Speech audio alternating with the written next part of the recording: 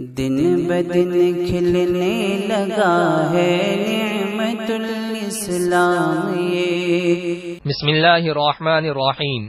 صرف 5 منٹ کا مدرسہ قرآن و حدیث کی روشنی میں 130واں دن 10 جمادی الاولی۔ نمبر 1، اسلامی تاریخ۔ مدینہ کی چراگاہ پر حملہ۔ جب مسلمان اپنے دین و ایمان کی حفاظت کے لیے ہجرت کر کے مدینہ چلے گئے اور خوشگوار ماحول میں لوگوں کو اسلام کی دعوت دینی شروع کی، لوگ اسلام میں داخل ہونے لگے۔ چنانچہ مسلمانوں کی بڑھتی ہوئی تعداد کو دیکھ کر کفار مکہ اپنے لیے خطرہ محسوس کرنے لگے، تو مشرکین مکہ نے مدینہ پر حملہ کرنے کے لیے جنگ کی تیاریاں شروع کر دیں۔ ادھر مسلمان مدینہ میں امن و سکون کے ساتھ رہنا چاہتے تھے، لیکن مشرکین مکہ جنگ کرنے کے لیے اہل مدینہ سے چھیڑخانی کرتے رہتے تھے۔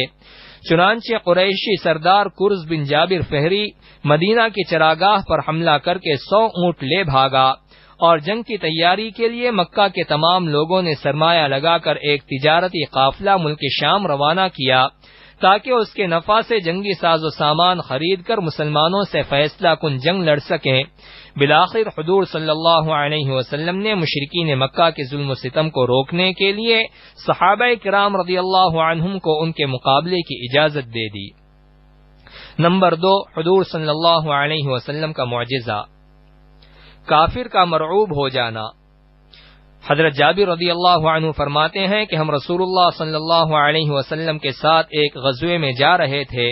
راستے میں ایک جگہ پڑاؤ ڈالا تو لوگ ادھر ادھر 2-2 3-3 کی جماعت بنا کر درختوں کے نیچے آرام کرنے لگے۔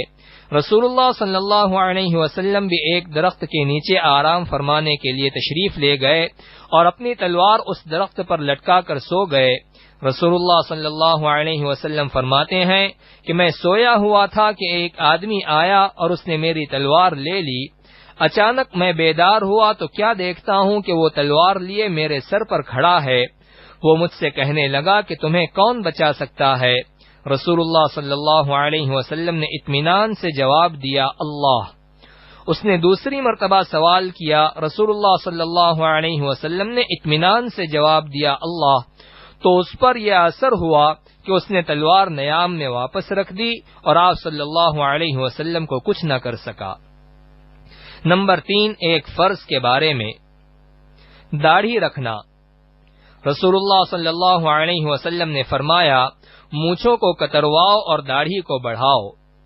فائدہ، داڑھی رکھنا شریعت اسلام میں واجب اور اسلامی شعار میں سے ہے، اس لیے تمام مسلمانوں کے لیے اس پر عمل کرنا انتہائی ضروری ہے۔ نمبر 4، ایک سنت کے بارے میں، مغفرت کی دعا۔ اپنے پروردگار سے اس طرح مغفرت طلب کرنی چاہیے، رب انی ظلمت نفسی فاغفر لی۔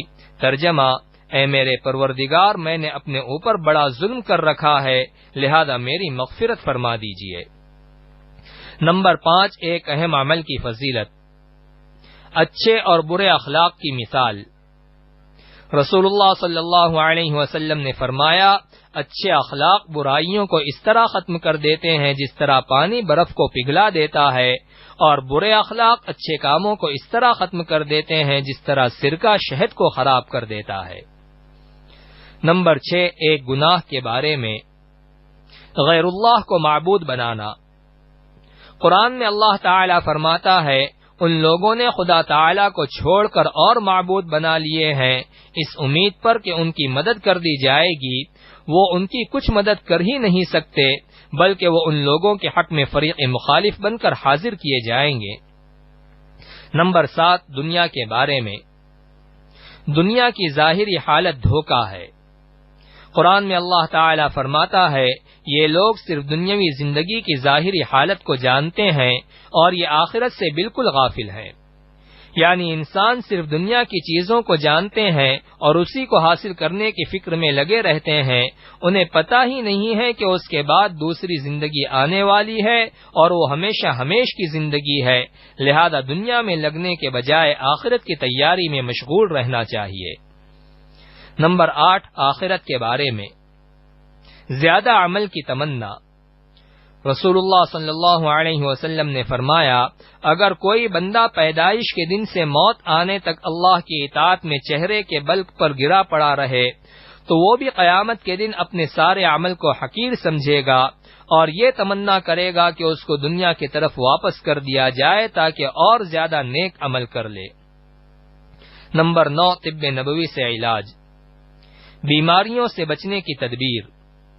رسول اللہ صلی اللہ علیہ وسلم نے ایسی جگہ بیٹھنے سے منع فرمایا ہے کہ جہاں بدن کا کچھ حصہ سائے میں ہو اور کچھ حصہ دھوپ میں ہو۔